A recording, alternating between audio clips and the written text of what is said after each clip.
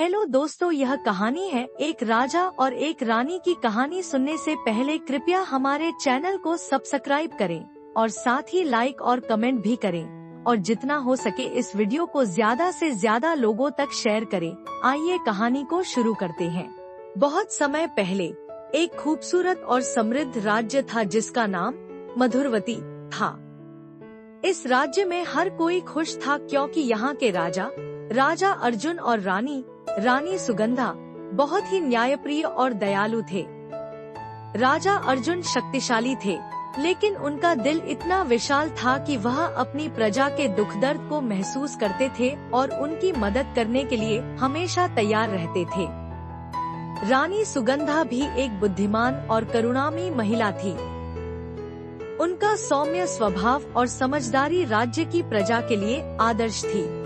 एक दिन राजा अर्जुन और रानी सुगंधा राजमहल के बगीचे में बगैर किसी राजसी शोरगुल के बैठकर बातें कर रहे थे। रानी ने कहा, प्रिय अर्जुन, मैंने सुना है कि हमारे राज्य के दूर दराज इलाकों में लोग भूख, गरीबी और दुखों का सामना कर रहे हैं। हमें उन्हें मदद करनी चाहिए। राजा अर्जुन ने गंभीरता से रानी की बात सुनी और कहा, तुम ठीक कह रही हो सुगंधा। यह राज्य सिर्फ महल की 4 दीवारों तक सीमित नहीं है। हमें अपनी प्रजा के सभी हिस्सों की देखभाल करनी चाहिए। मैं एक योजना बनाऊंगा और हम मिलकर हर गांव में जाएंगे। रानी ने खुशी खुशी राजा की बात मानी और दोनों ने तय किया कि वे अगले ही सप्ताह राज्य के हर कोने का दौरा करेंगे। उन्होंने अपनी योजना को गुप्त रखा ताकि लोग न केवल उन्हें राजा और रानी के रूप में बल्कि उनके मददगार के रूप में पहचान सके। राजा अर्जुन और रानी सुगंधा ने अपनी यात्रा शुरू की। सबसे पहले वे एक छोटे से गांव में पहुँचे, जहां लोग फसल की कमी और सूखे की वजह से परेशान थे। राजा अर्जुन ने गांव के बुजुर्ग से पूछा, बाबा, क्या समस्या है जो यहाँ के लोग इतनी कठिनाई झेल रहे हैं? बुजुर्ग ने कहा, राजा साहब, यहाँ पानी की भारी कमी हो गई है और हमारी जमीन बंजर हो गई है। हम बहुत मेहनत करते हैं, फिर भी कुछ नहीं उगता। राजा अर्जुन ने तुरंत निर्णय लिया और गांव में एक बड़ा कुआं खोदने का आदेश दिया। साथ ही उन्होंने कूपों की मरम्मत करने के लिए जलाशयों की योजना बनाई। रानी सुगंधा ने महिलाओं को सशक्त बनाने के लिए छोटे मोटे कारीगरी के प्रशिक्षण कार्यक्रम शुरू किए ताकि वे अपनी आजीविका कमा सकें। गांव वालों ने देखा कि राजा और रानी सिर्फ बातें नहीं करते, बल्कि हर समस्या का समाधान भी ढूंढते हैं। वे बहुत खुश हुए और दोनों को आशीर्वाद देने लगे। राजा और रानी की यात्रा जारी रही। उन्होंने कई गांवों का दौरा किया और हर जगह वे अपनी दयालुता और समझदारी से समस्याओं का समाधान ढूंढते गए। एक दिन वे एक ऐसे गांव में पहुंचे जहां लोग अत्यधिक भयभीत थे।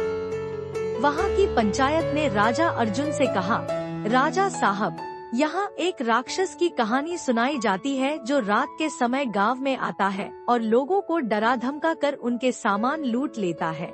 राजा अर्जुन ने सोचा और कहा, अगर कोई राक्षस है तो हम उसे नष्ट करेंगे, लेकिन हमें यह समझना होगा कि असल में समस्या क्या है। मैं और रानी इस गांव में रात्रि को रुकेंगे ताकि हमें सच्चाई का पता चल सके। रानी सुगंधा और राजा अर्जुन रात्रि को गांव में रुके। वे चुपके से गांव के किनारे छिपकर बैठ गए और रात भर इंतजार किया। कुछ समय बाद एक आदमी जो गहरे आक्रोश में था, गांव में घुसा और सभी को डरा दिया। राजा ने उसे पकड़ लिया और पाया कि वह असल में कोई राक्षस नहीं था, बल्कि एक भूखा और निराश आदमी था जो अपनी गरीबी से त्रस्त था। राजा अर्जुन ने उसे समझाया और उसे प्रोत्साहित किया कि वह अपने जीवन को एक नया मोड़ दे। साथ ही उन्होंने गांव वालों से भी अपील की कि वे एकजुट होकर एक दूसरे की मदद करें। अगले दिन उन्होंने उस आदमी को गांव में काम दिलवाया और उसकी मदद। राजा अर्जुन और रानी सुगंधा की यात्रा पूरी होने के बाद उन्होंने राज्य के सभी गांवों में जल, शिक्षा, रोजगार और स्वास्थ्य सेवाएं उपलब्ध करवाई। अब राज्य में समृद्धि और शांति लौट आई थी। लोग राजा और रानी को उनके बिना शर्त प्यार और मदद के लिए हमेशा याद रखते थे। राजा समाप्त।